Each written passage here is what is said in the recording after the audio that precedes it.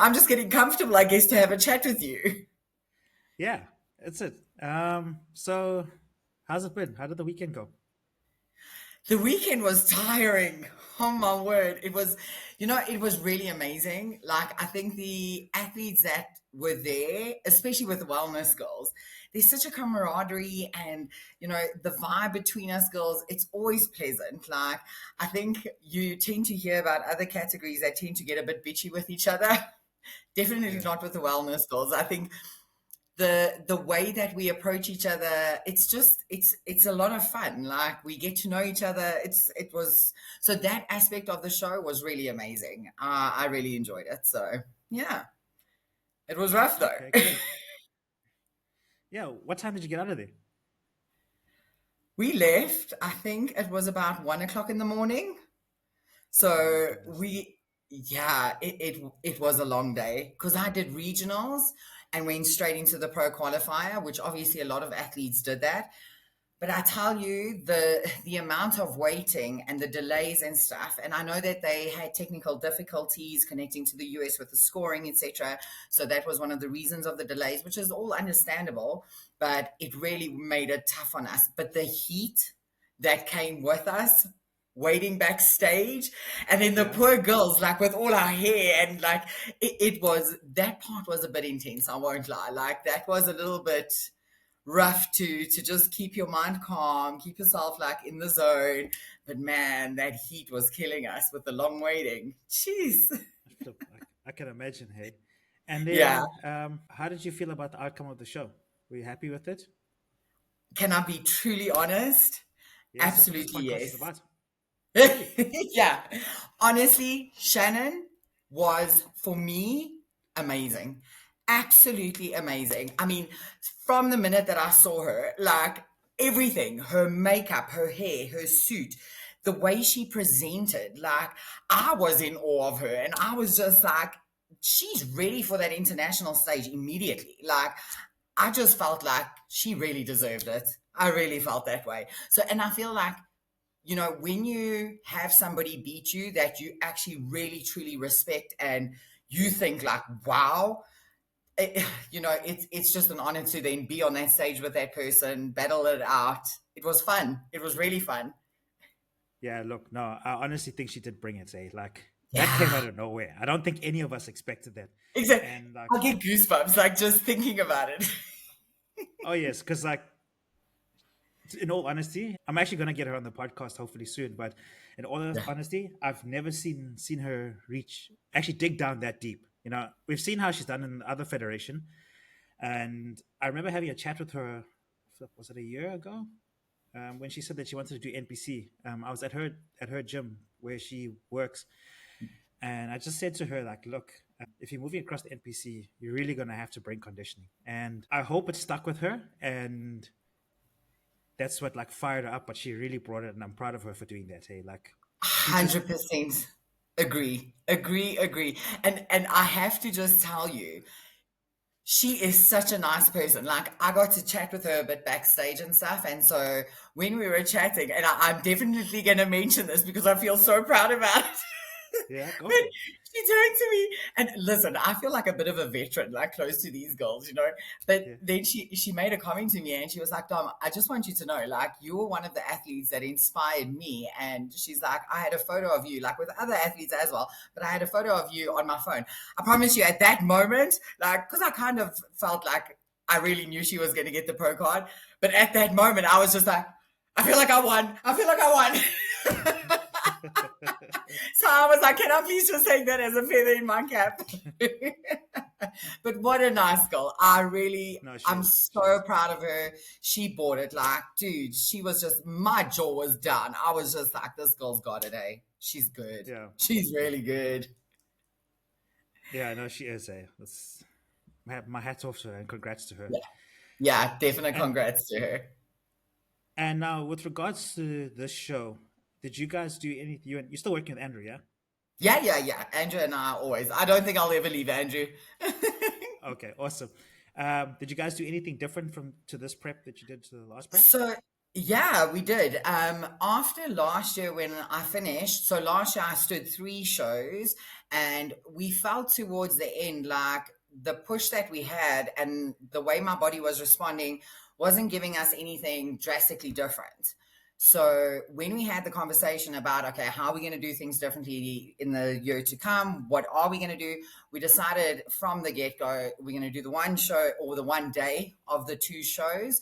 And then Andrew was like, Doms, this time round, like, let's actually get you a little fat. And I was like, okay. So we've always done a bit more of a lean build.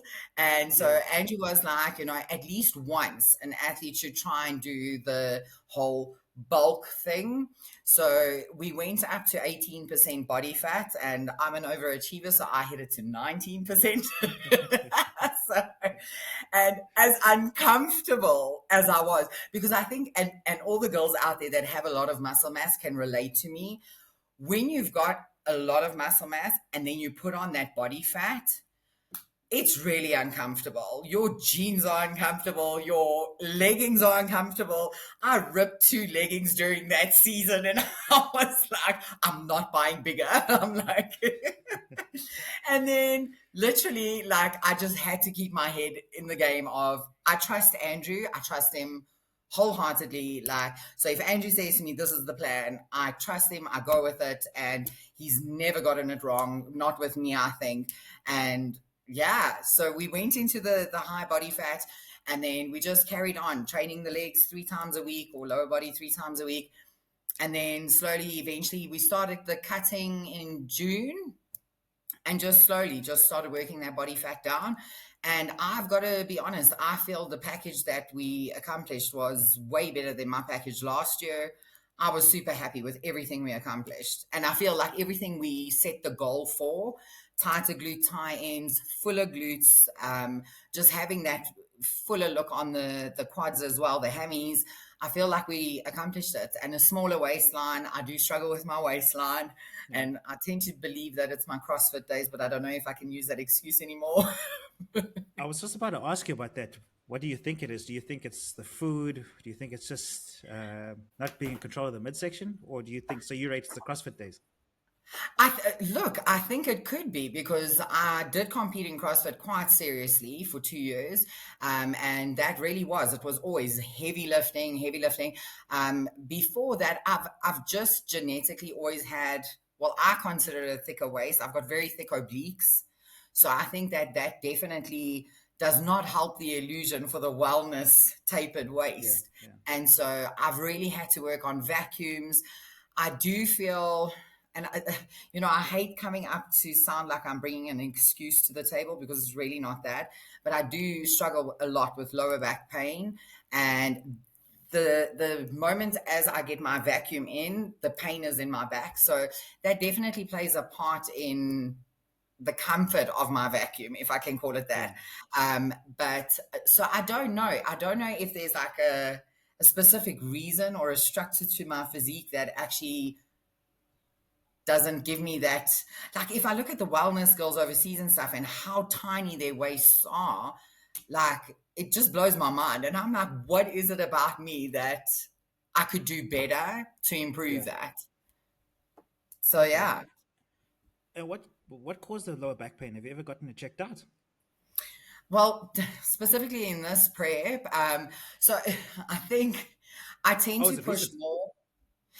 It's been a long thing. It's been a long thing, Okay. but it's because of the way that we've got to train, it did definitely flare up a lot. And in the beginning of this prep, I actually slipped a disc. So it's, I would say it's probably my one glute medius doesn't activate as well as it should during my lifts. So there's a lot of compensating, which then that puts pressure or tightness in my QL on the right side. Yeah. And I think that there's a tilt in my hip, and then that plays on the sciatic. So there's just always this L4, L5 that's in discomfort the whole time. So I actually even had my physio come and train with me, and I was like, tell me, what am I doing wrong? And she was just like, Dom, I actually just think it's your performance. Like, just from how hard you guys are squeezing and the overload and the constant, like, working that muscle all the time.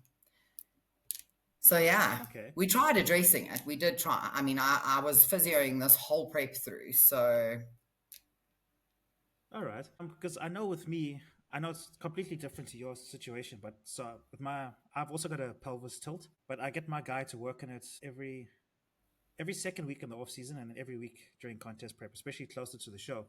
But yeah, generally, what happens to me is, so what happens is my right glute switches off, and then from there, it's just all downhill from there. And so I can feel my lifts get weaker, then my knees get sore, then the right quad gets sore, and then the left gets so tight. It just becomes a mess.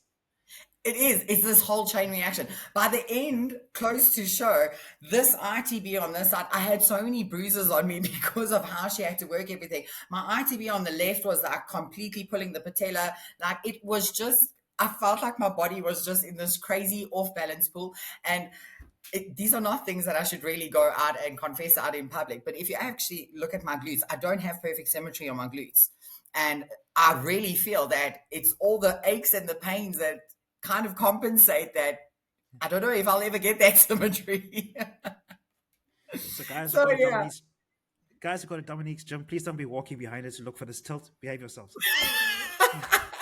As long as I don't walk in circles, I'm still okay. Okay, so let's get into this. When did you actually start bodybuilding? So I actually, so firstly, many moons ago, like in 2003, I saw a girl in the gym. It was during the Virgin Active days, and she just had this insane physique. And I was always interested in the bodybuilding competitions and stuff because of looking through magazines when I was younger and, seeing all the international stuff. It was the Oxygen magazine that you used to buy at CNA. Like, these are Yes. prior Google days. And so I always had this interest in it. My dad's also always had like this interest in fitness, and he had books of Arnold and stuff. So there's always this like introduction in a way. And then in 2003, I met this girl. So I just said to her in the gym, I was like, I'm sorry, do you do these like bodybuilding competitions? And she like giggled and she was like, yeah, and she was so shy. And I was like, I really like this girl. So then she actually asked me to choreograph her routine for her. Because I was Oh, teaching hip hop back then, many moons ago. And so I landed up helping her with her routine. And then I actually landed up going to her show. And so this is Mariska now that I'm speaking about, my okay. friend. And so when I watched her show and stuff, that was when I was like, I really want to actually do this. And so landed up starting to prep and everything.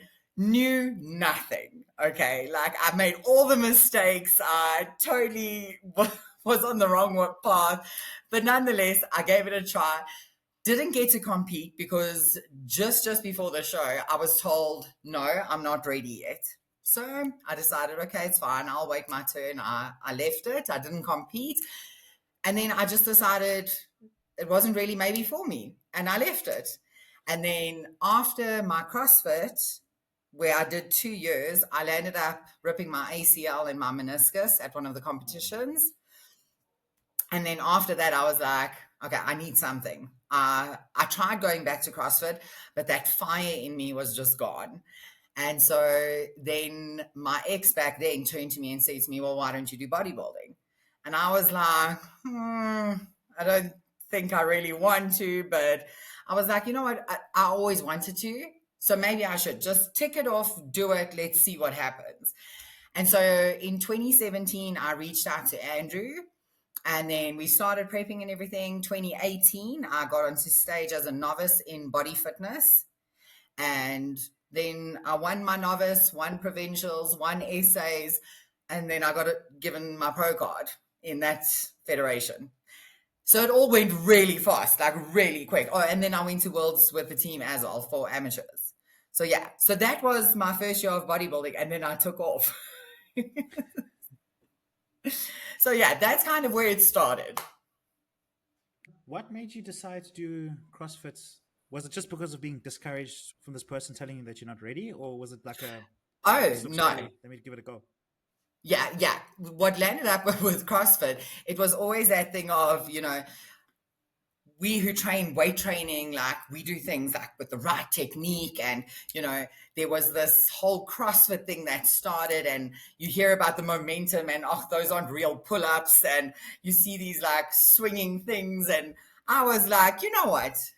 Before I criticize, let me go and try it. And then Yeah. I'll criticize because I'm ready to criticize. And then I went to a CrossFit session.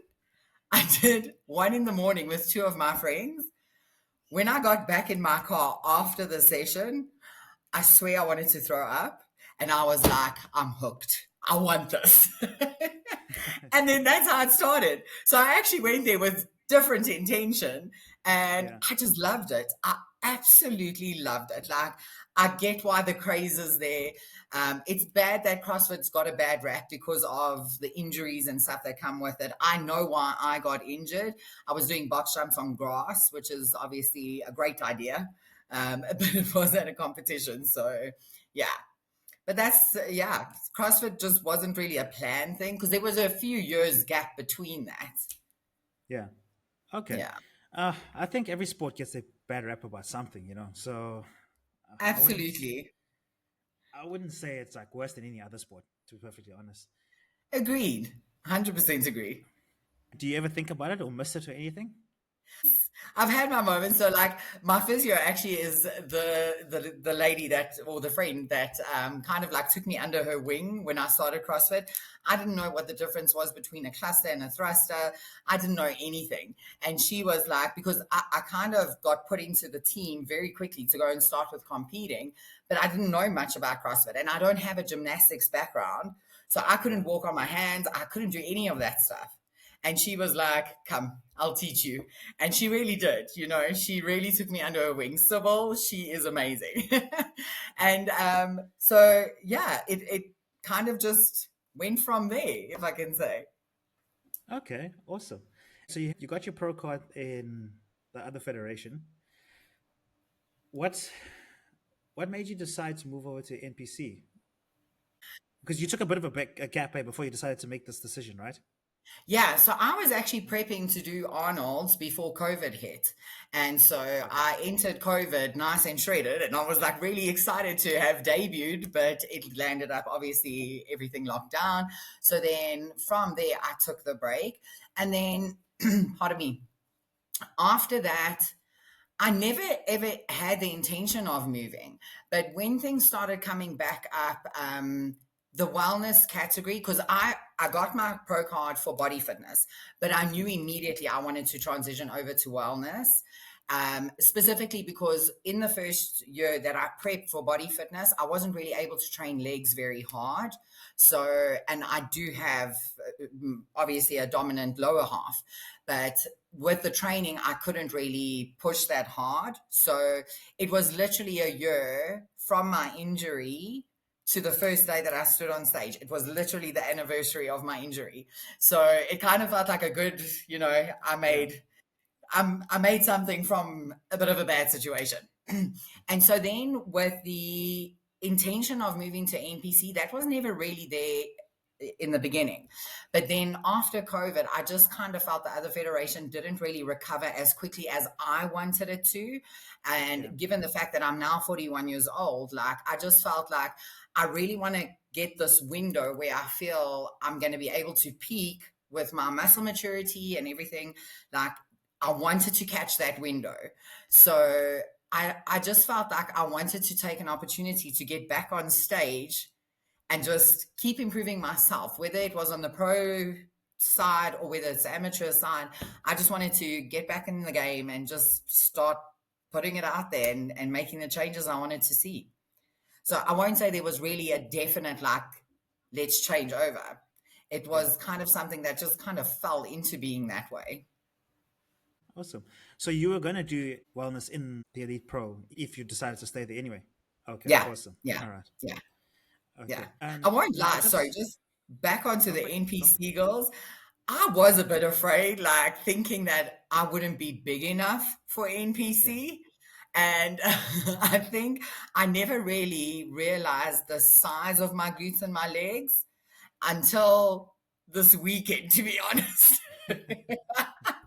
I think before that, I've always thought I've got small legs. Like, I think like my glutes are okay, but I always thought like my quads are small, man. Like, I really want to size up my quads. But yeah, so I think I'm happy that I made the move to NPC because before I thought I wouldn't be a good fit. But then now I'm like, actually, the direction I'm going in, it is a good fit. Now, just for the audience out there that don't understand the difference between body fitness and wellness, how much has your training changed to suit this category for you specifically? Yeah, a lot.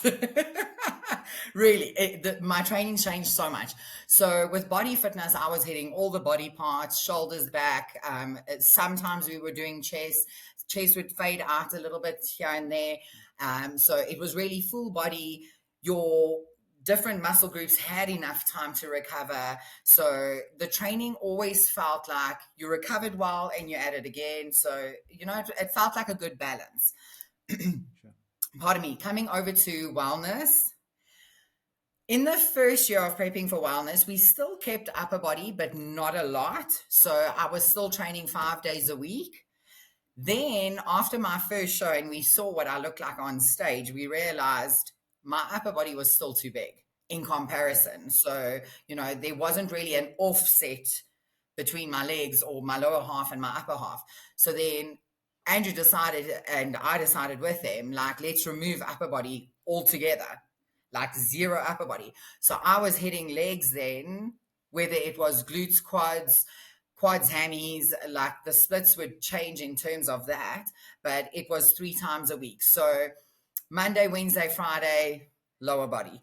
And we were actually discussing this, the athletes on the weekend, saying wellness is actually a really, really difficult lineup to stand in because you almost feel like you're not really fully recovered and you're hitting that group again. And then it's It like is. again and again. So it's tough in that sense. Look, I can imagine. And then with the splits, was it like Monday quad dominant, Wednesday hamstring dominant, and Friday glutes, or was it like a Monday quad dominant with a touch up on hamstrings, or It everything would was equal? slightly differ. Like it would slightly Okay. differ according to the program I'm on. Even sometimes I would get plyometric work in with the program. So like Andrew might Okay. have given me like back lunges paired together with jumping lunges, and but the time frame of when he did that, that differed. But towards the end, it was more like a quad dominant focus, but a lot of compound movements always remain. So you are kind of hitting a little bit of a group set, but Yeah. yeah, so it did change. So I think Andrew was always very focused on trying to make sure that I did recover well. He really believes in smart training. And Yeah. so he always checked in with me, making sure that I'm okay, that everything is feeling good, that I'm recovering well. But also, people would think that with the training with wellness, that I would be hitting heavy lifts. I didn't lift heavy at all with wellness. And more specifically, because you're hitting it 3 times a week, if you go too heavy on Monday's session, you're so knackered by Friday, like you're not As getting well as proper yeah. lifts in.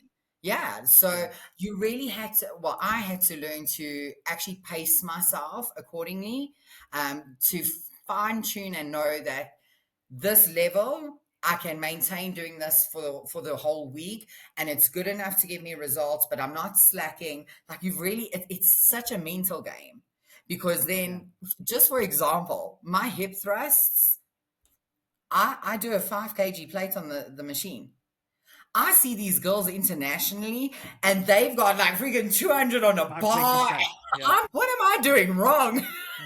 And then I still say to Andrew, I'm like, dude, I hit that 5 kg plate and I want to go into the fetal position afterwards. I'm burning so much in my glutes. My glutes have such crazy pump. I'm like dying. So, and Andrew was like, listen, if that's what's giving you the work, like, and you're feeling it's happening, leave it like that. So there 100%. was a lot of mental aspects I had to get over. Did the eating change in any way, or was it the same between the two categories for you?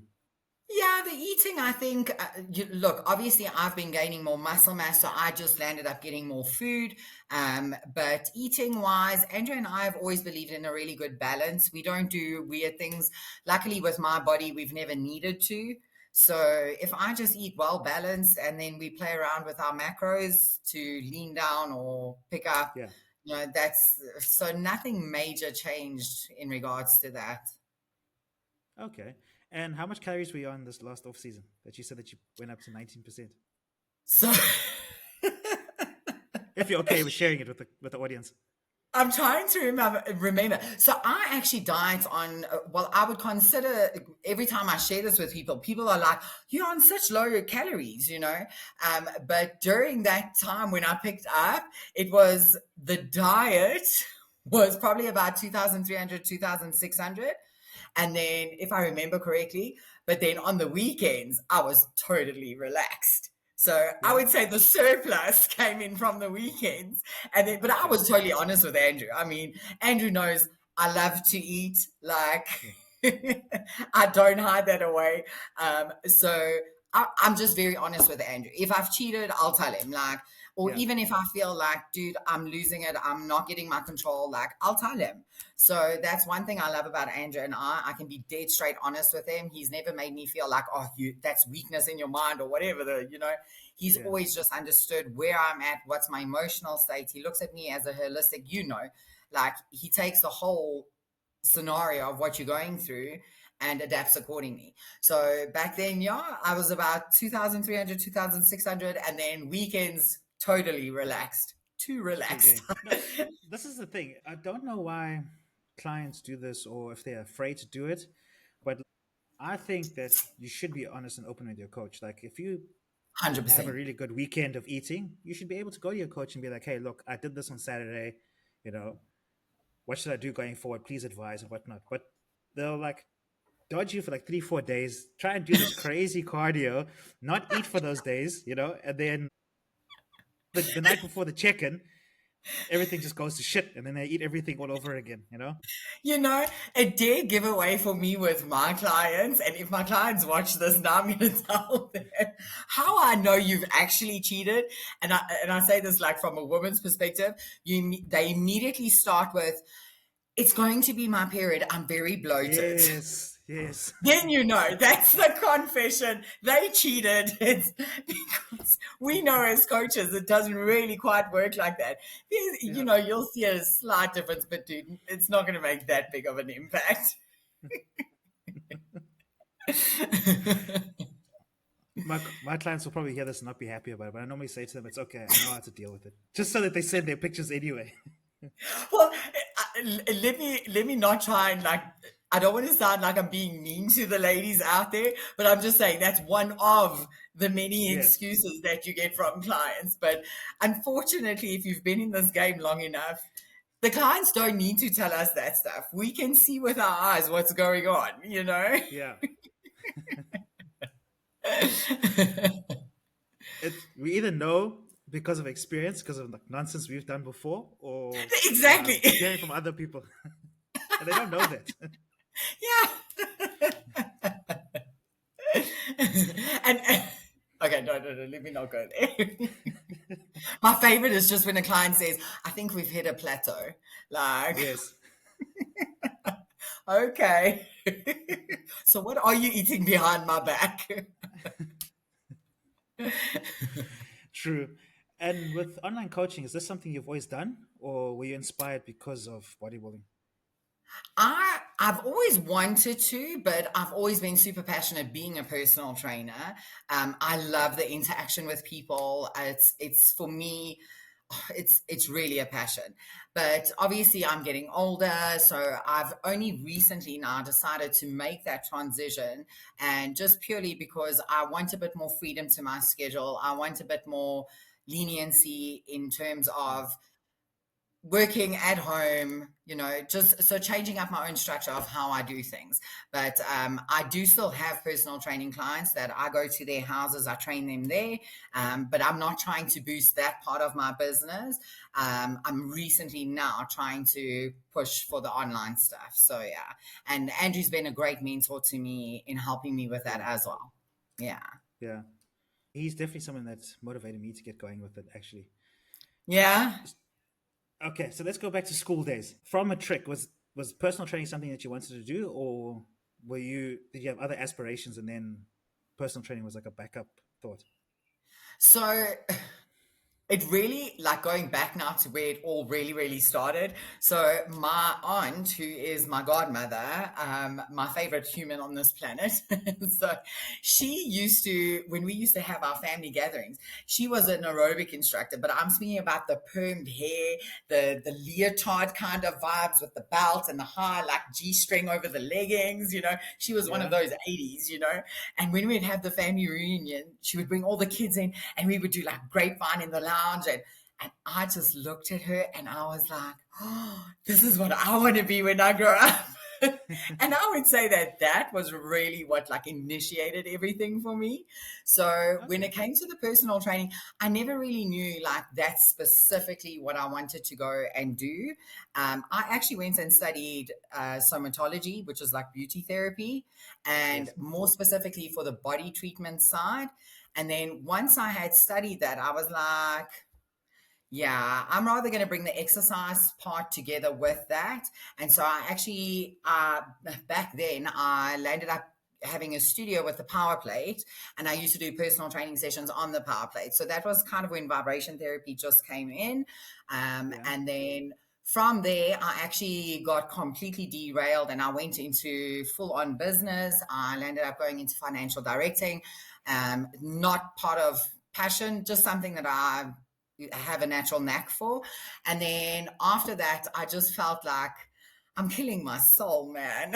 Like I really, really missed the physical aspect, the working with clients, the, being an inspiration to people, helping people get their lifestyle in check.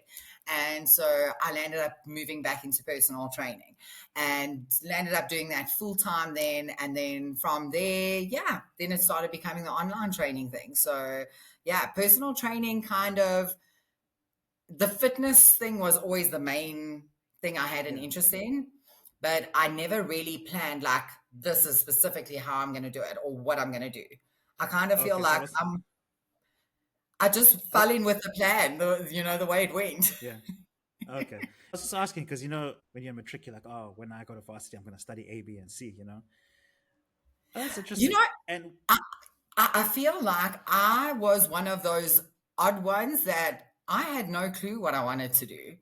Like I honestly was clueless. And, bless my father. I love my dad so much, but he was kind of like, listen, your life, your rules, you want to stuff it up, but the consequences on you. So that's kind of how like 80s kid. yeah. So I was like, hockey field, that's all I want. Like, let's go play some sports. We'll worry about the academics later. Like the night before, I'm studying for my exams and I'm like, oh crap, I've still got to pass. So if there's one regret that I have, I think I should have put a lot more effort in my academics, and just in the focus of what direction I should have gone or wanted to go. But Yeah. luckily, somehow it worked out well enough for me. I'm living my passion and I'm super happy with what I do. So, That's awesome. Were you a yeah, sporty person at school? yeah, yeah, What yeah. sports did you play? I did netball, athletics. I wanted to do swimming, but my dad kind of was like, listen, you've just got your plate a bit too full, so you've got to decide.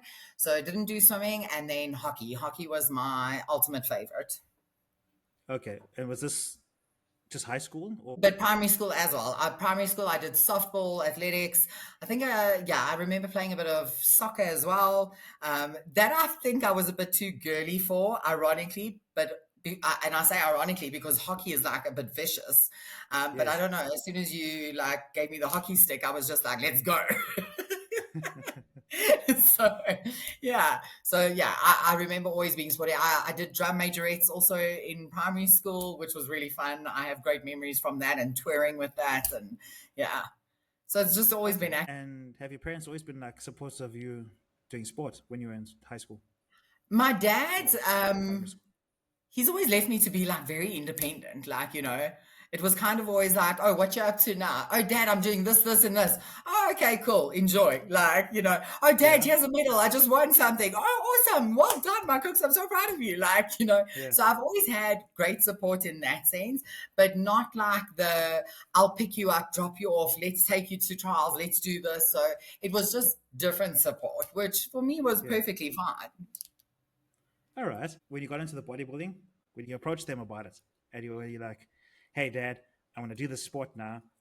What was he like about it? Was he My against it? dad's All for always it? Oh yeah, yeah, all for it. He was always like anything. He knew that anything I choose to do, like I'm going all out for it.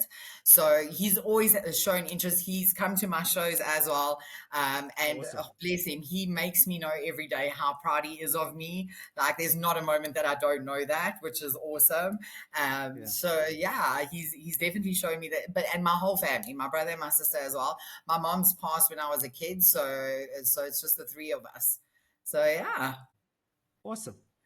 I just want to go back to the online coaching. Do you do contest prep, or is it mostly all just lifestyle training? it's it's mostly lifestyle. I never really wanted to take on athletes for contest prep, but I have helped athletes with that. So and Okay. I actually really did enjoy it. So it wasn't a focus that I wanted to go into, but I'm definitely having more of an interest to it now than I ever have Yeah. before. Yeah, yeah, Okay. Awesome.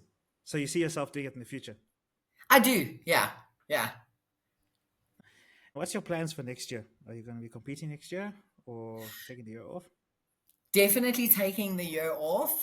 For the last 2 years, I just feel like, sure, it's just been prep, prep, prep. And like with my partner, Udi, I just feel I want to live life a little bit with him because I moved Yeah. in with him a year and a half ago. So I just feel like the whole time we've been living together, all it's been about is my prepping, and he's Yeah. like the best supporter ever. So he preps with me. So it's really an awesome, like, we've got a great situation the way it is, so he enjoys it as well. But I just feel like I just want to live a normal life with him for a little bit. Like we'll Yeah. always live the lifestyle, but just, you know exactly what I'm speaking about in terms of how strict you are with, going out and getting to bed a little bit too late and, Yeah. dinners with friends and the basic stuff that you really kind of start restricting yourself with during a prep. Yeah. So yeah, I just want to enjoy a little bit of life with him now. So definitely taking next year off. Outside of bodybuilding, do you have any other interests or hobbies?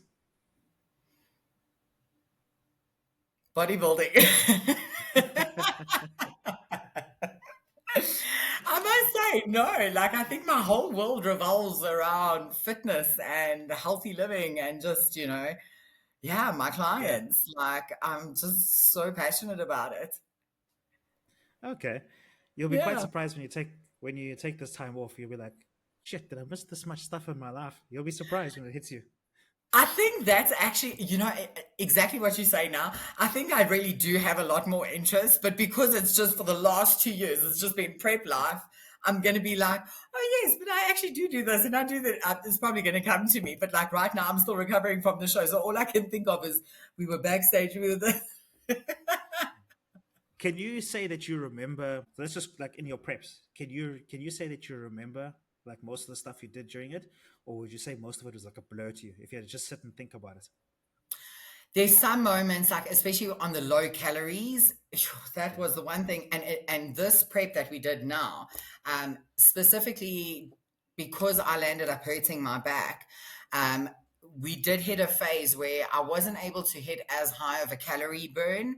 So Andrew and I had the discussion, and I said to him, like, we need to make a drastic change here because things I can't get that activity done. So we Yeah. need to adjust somewhere else. And obviously nutrition is the only part we had left. So he was like, awesome, I'm doing a calorie cut like for you while we talk. So he was changing my diet as we were having the Yeah. meeting. Then I started on a calorie diet of 1,200, and that was pretty low for me. So when I started that, I felt great in the beginning, and then that brain fog just started hitting me. And then it's like those moments you walk into a room and you're like, what did I come here to do? And it was many moments like that, and even my clients were eventually saying, like, okay, we can see you're not all here today. Like, my counting for them would be like 1, 2, 13, 14. Yeah. Or it's like 1, 2, 3, 3, 3. And they're like, it's 7 already. So yeah, I definitely had a few moments of brain fog. Yeah, sometimes it happens with my training partner and I, where we'll be training, and then I'll be like, "How many sets is that?" And then he's like, "I don't know." We're like, "Okay, let's just do one more just to be safe." Exactly, exactly. And in CrossFit, that used to happen to us a lot. So we used to have these little whiteboards that we would write with markers. And I tell Yeah, you what, that was the only way I could keep track of where I was at, because mentally I would just zone out so much that I would completely forget. And I mean, CrossFit, like, you're doing 15 rounds of something, and it's like really sucky that's stuff, like crazy. over the bar burpees with a thruster. And, you really don't want to be doing extra reps of that shit. Like, so I almost picture myself walking with a board next time. How deep did you get into like the interests of CrossFit? Like, did you get into it to the point of like where you saw what these athletes were eating? I'm just asking out of curiosity because I'd love to know what their calorie consumption is, like for the average like CrossFitter. An average CrossFitter eats, and they eat, and they eat, and they eat anything. So Yeah, I actually did. So really, what landed up happening with me with CrossFit is my appetite really was like out of control, because the calorie burn yeah, that you have, and we were training for regionals, so we were like heading off to Denmark to go and compete, and we did a lot of local competitions as well. But the amount of training you have to do, and if you don't look after yourself with your nutrition, you'll crash so easily. So yeah. in the beginning, it was all just about get calories in, and there really wasn't a focus on what the actual nutritional aspect was of those calories. Just get calories in. So I mean, the guys in our CrossFit box would like land up going out afterwards to drink beers and eat pizza and stuff like that. No But way. for me, I just felt like I never felt good by just eating anything. So Yeah, I ended up going to see a guy who did like the allergy testing with bloods, and the full blood work aspect, to see what would I perform best on, what nutrition actually is going to feed my body to allow me that better performance. So I started with that, and I think I was one of his first CrossFit athletes. He usually worked a lot with cyclists. So when I started that, I felt good in the beginning, but he really dropped my protein just a little bit too low. So I started feeling like this lag in my workouts. But simple things that he did that really I did feel a difference was like he cut out coffee for me, which, yes, I did hate him for that. But I wanted to try it. I wanted to see if it would make a difference. And funny enough, in terms of my cardio, I really did feel a difference with my breathing. And I felt like I had more control on my breathing. And, because CrossFit's really about strategizing your workout. And yeah, I really felt like I was able to have a better control on that aspect in terms of the cardio. So there were definitely things that I learned out of doing the nutritional plan that I got from him. But as I say, the protein was too low. So I constantly felt fatigued. So I started adjusting things on my own and started introducing more carbs for myself, more protein for myself. And then I started finding like the threshold that I was comfortable in. So yeah, at that point, I didn't count calories. So I have no idea how much I ate, how much? but I Yeah. just know that I ate a lot, like a lot. I guess that's where my eating started. Fair enough. Now, when you have your weekends of good eating, do you feel okay the next day, or do you have a bit of a food hangover? No, if we do like a clean weekend where we do home cooking and stuff, I feel amazing on Monday. Yeah. Okay. But it's when I do processed foods, or Yes. like if like now after show, if I take a break and I'm having things that I haven't eaten in a long time, then that food coma will definitely kick in. And I don't like Okay. that feeling, so I'll I avoid hate that. it myself. I Jeez, it's absolutely hate it. nasty. And between that, with the feeling of being so tired, because I mean, we only got to bed at 2 o'clock on Monday morning, and Yeah. Udi and myself both had clients from 5 in the morning. So, or sorry, I had from Ooh. 6 in the morning, but I actually ended up canceling my clients. And poor Udi landed up getting up with an hour and a half of sleep and carried on with his day as normal. So, Yeah. that aspect of that fatigue is just as bad as a food coma for me. I can imagine. That's Yeah. crazy, hey. But respect to Udi for that. Okay, Yeah.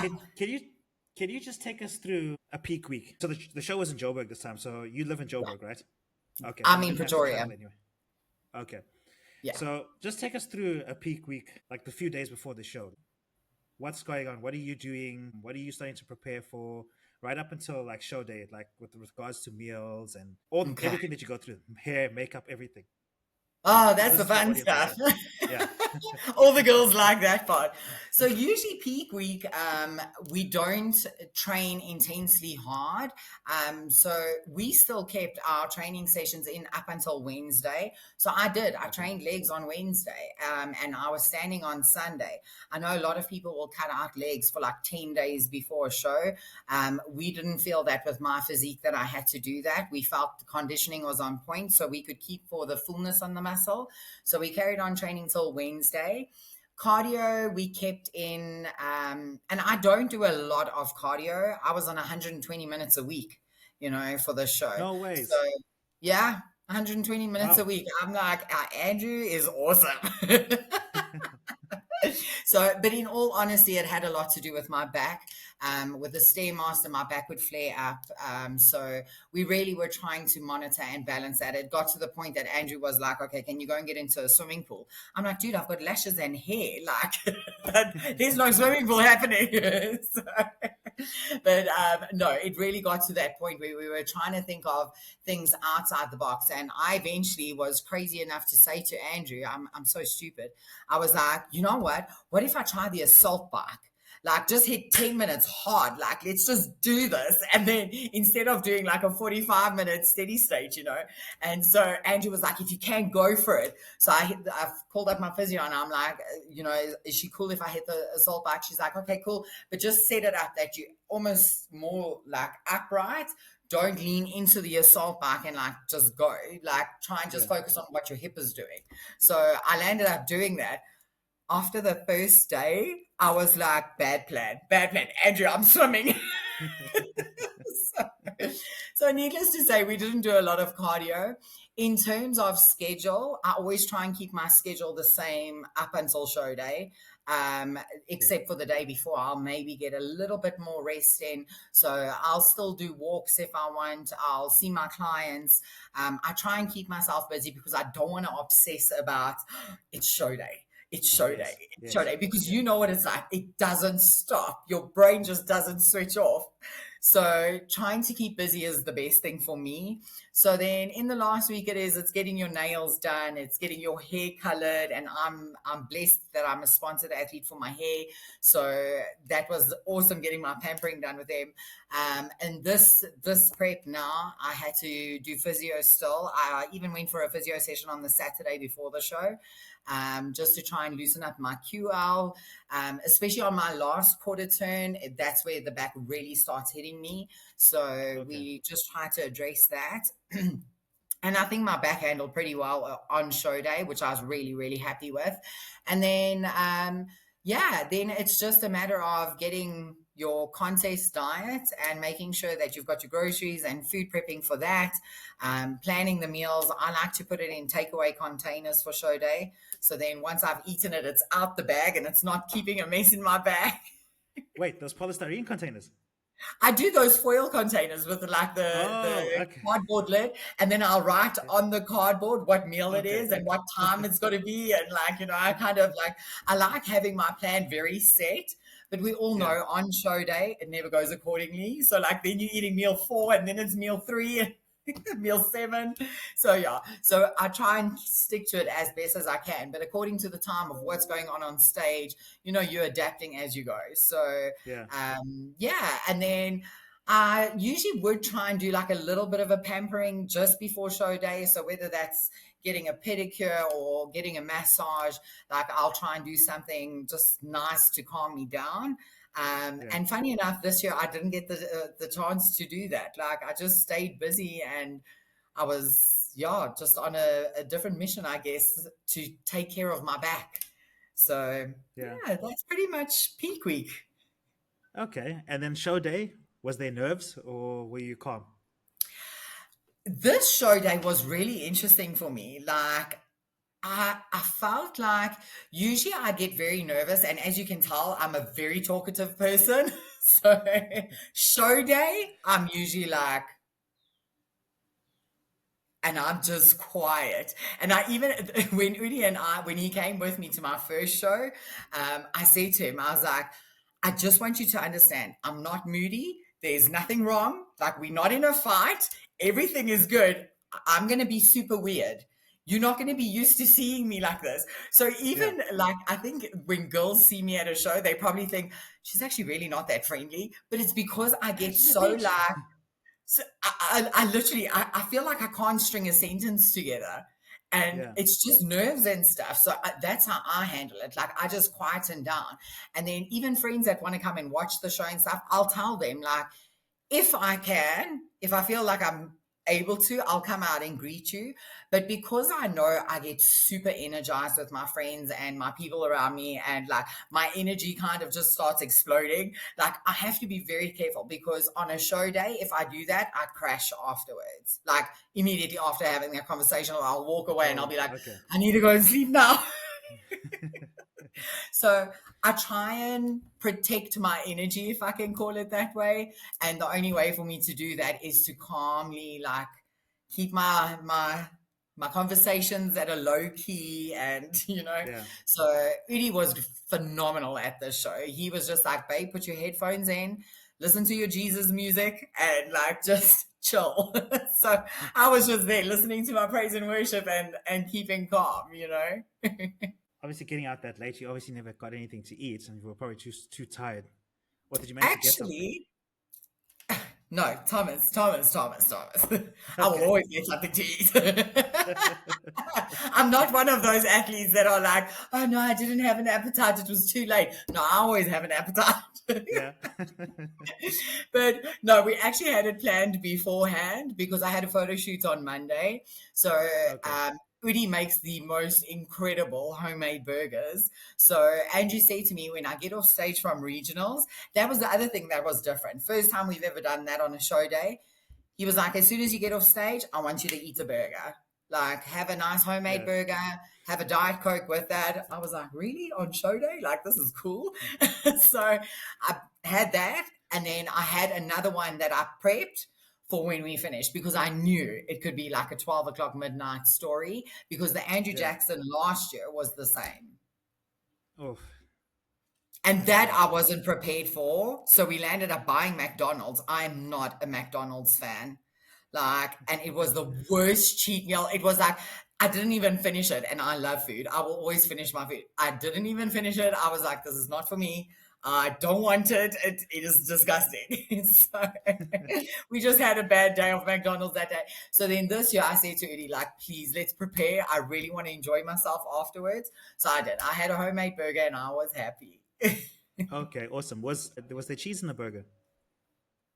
Oh, sorry, you broke up there? Oh, I was asking, was there cheese in the burger? Oh no, there was no cheese. Literally, just the Okay. plain patty. It's the way he spices up the mince and everything, the beef mince, and then lettuce, tomato, cucumber. That's it. Oh, with a bit of ketchup and mustard. Okay, awesome. No, the reason I was asking was because I know some people tend to have issues with dairy during prep time. I don't know if it's got to do with the fact that because they're dieting for so long and not actually touching any dairy products, and then the minute they do have something with dairy, they get sick afterwards. I'm blessed that I don't have that. Like, Okay. sometimes I think that I wish I could have that. Like, I'm Yeah. one of those that I can eat and I just won't get sick. Like, I won't feel like nauseous. I won't. No My ways. poor man, like, he'll eat like a small packet of Simba chips and he'll be like, no, man, that was just too much. Like, he's not feeling great. Like, me, I'm like, where's the bigger bag? Yeah. Like, that's me. I don't know. I don't know. My stomach's like made of titanium or something. Cast iron stomach. So, Girl. so with dairy, I don't have any issues whatsoever. And actually, I eat dairy right up until show day, and Mm, it's quite crazy because people be like, "Should you be eating that?" Um, but like, I know if I eat anything else, I tend to get messed up. And like my last prep for the show in April in the UK, it was a bit of a rough one because I think I had about like I think 5 of my 8 meals in, and then Andrew yeah. had a look at me and he's like, "We need to get another 1,000 grams of carbs into you." And I was like, "Okay." This sounded very exciting at the beginning. Trust me, it Yeah? sounded very exciting. So after eating all this, like trying to get all this food in, I think it was about 11 o'clock at night, and I think I was only about 700 in. And I Yeah. remember the meal that I was eating at the time. I just left it on the dining table and went straight to bed as is. I just couldn't take it anymore. But that is a lot of food, man. It is. It is. What's your favorite thing to have like pre-contest? What do you mean, like food wise? Like in your You peak mean week, post? like to get carved up and stuff? Like what's your favorite stuff? He calls it the fat cat bowl. It's the cream of rice, pineapple, and I'll normally do like ostrich or some sort of red meat, zebra, Ooh, buffalo. Yeah, that sounds pretty good. it's amazing. It's amazing. And yours? So I like the basics, eh? But my oats, oh man, oats and whey. And you Oh want to yeah, really spoil me, add a bit of peanut butter to that. Like that simple basic. Like during peak week, everybody, everybody's like, so what are you thinking of eating after show? I'm like a massive bowl of oats, man. Like that's really actually what I would want. So as much as I say I love eating, like I still love eating like just plain basic healthy food. Like that yeah. does it for me. It, a funny story about peanut butter. In was it 2021? I think it was a show in 2021. Andrew, one of my last meals that he gave me was a whey shake with peanut butter. And I was having these dreams that every time I had this peanut butter, my condition was fading during my prep. So I messaged him and asked him, "Can you please just take the peanut butter out? I don't mind if we don't replace it, but I'm having dreams that my condition's fading." I'm sure he must have thought I was out of my mind. How horrible are the dreams that we have before show day? Do you Yes. know how many times I have dreamed that I'm about to go on stage and I look down and I don't have tan on, I haven't had any water drop, and I'm just like, what am I doing here? I'm not ready. And like I'm supposed to go out. I hate those dreams. No, I was literally dreaming that I was lying in my bed where I was. Let's say I was lying on my right side, that like each striation in my shoulder was slowly fading away during my prep. That's how crazy the dream was. Then the separation between the bicep and the tricep was disappearing. The forearm striations were disappearing. It was bad. That's funny. I'm sorry. No, it's crazy. And then what's your favorite go to after a show, like meal wise? Besides the bowl of Ah, oats, let's just say something off I brand would, completely. yeah, like, you know, I would say my palate's changed a lot since I've been with Udi because before, like, to me, chicken breast was protein. Like, I just ate so basic and I would barely salt food. Like, maybe have a little spice here and there. Like, I was never, and he actually taught me flavor. He taught me, like, how to really, so, I mean, he's Israeli. So he's got this culture of Yeah. foodie behind him. So he's really taught me to appreciate good tasting food. So I've got to be honest and say anything home cooked from Udi is like spot on for me Okay. because he Yeah. also he makes an incredible fillet steak. Like so he definitely does more of the cooking in this household than I do. Nice. Yeah. There's a couple of questions that I normally ask everybody that comes on the podcast. Yeah. But favorite choice of protein. If you Chicken. had to pick one, favorite choice of carb. Chicken. Oh, that is a hard one. Oats or sweet potato? Okay. If there's one meal on your diet plan that you had to pick to eat for all your meals for the rest of your life, so I'm not sure how many meals you're having per day, but if you had to cover all those meals, what would that meal be? And it can be a picking of any of the diets I've done. Yes. But remember, you got to eat it for the rest of your life going forward and replace all your meals on your diet. I would probably hit this one. So it was chicken, beef mince, egg, and rice with a bit of Oh, veggies. okay. Interesting. Yeah, that was a pretty Was good that? one. I'm just hinting, Andrew, we can bring that one back. I'll clip that. I'll clip that and send it to him. Yeah. One off diet meal that you are only allowed to eat for the rest of your life. So no matter how many shows you do going forward, that's the only meal you're allowed to have after a show. Ah, you make these hard, eh? Fillet steak and sweet potato chips. Awesome. Oh, that's amazing. Okay. Yeah, with mushrooms. Nice. Favorite movie? Inside Out. Okay. The animation. It Yeah. That's pretty good. is called Inside Out, right? I feel like I'm still having prayer pain right now. The one with the No. emotions in the head. Yes. Yes, that one. Yes, that's it. Yeah. Yeah. If there was anything you could change about the South African bodybuilding scene, anything, what would it be?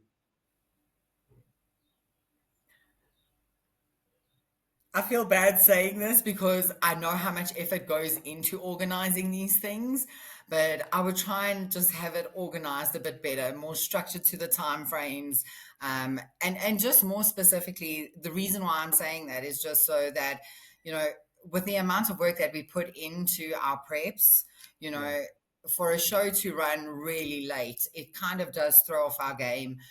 So if anything, I would just say I would like to see like a bit more of a scheduled, um, sticking to the schedule, if I could say that. But again, like I do understand why these things fall out of schedule, and that a lot of the times it's not things that are in one's control.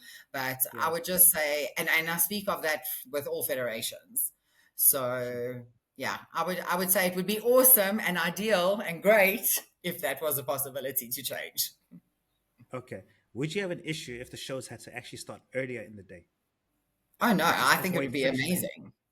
I would I Okay. would say more so if I don't think the time of day would change because an athlete can always work around the idea of it starting earlier. Yeah. But I think the idea of things getting delayed when you're expecting a certain time, and then there's a Yeah. 3 hour delay to that, and that I think it also just plays a part in terms of fatiguing an athlete out, like you Yeah. know, in a mental aspect. And I say that not just speaking or referring to myself, but from what I witnessed around me on the weekend. So Yeah. it kind of starts to change how pleasant it should be into like a bit of a dread. Yeah. How would you feel if they did away with height classes to save time? How would I feel if they did away with Height classes. height classes? Um, I can't really speak on the male bodybuilding front in terms of like that, but in terms of I don't know. I don't know how I'd feel. I think maybe because my goal's always been on the overall win anyway. Yeah. I think it wouldn't make a difference for me personally. Okay.